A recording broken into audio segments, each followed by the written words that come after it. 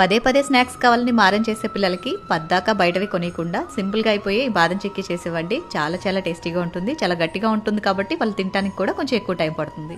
మరి సింపుల్గా ఎలా తయారు చేసుకోవాలో చూపిస్తాను, మీరు కూడా ఒకసారి ట్రై చేయండి. ముందుగా ఇలా 1 కప్పు బాదం పప్పుని కడాయిలో వేసుకుని లో టు మీడియం ఫ్లేమ్లో పైన పొట్టు చిట్లేంత వరకు కూడా ఫ్రై చేసుకోండి. తర్వాత 4-5 జీడిపప్పు పలుకులు, 1 చిన్న ఇలాచీ కూడా వేసి 1 నిమిషం పాటు రోస్ట్ చేసుకుని వీటిని పూర్తిగా చల్లారనివ్వండి. చల్లారిన తర్వాత మిక్సీ జార్లో వేసుకుని కోర్స్గా గ్రైండ్ చేసుకుని తీసుకోండి. తర్వాత బాదం పప్పు తీసుకుని అదే కప్పుతోటి 1 కప్పు పంచదార తీసుకుని ప్యాన్ లో వేసేసి లో ఫ్లేమ్ లో ఇది దానంతటది కరిగిపోయి క్యారమెల్ లాగా రెడీ అయ్యేంత వరకు కూడా కలుపుకుంటూ ఉడికించుకోవాలి.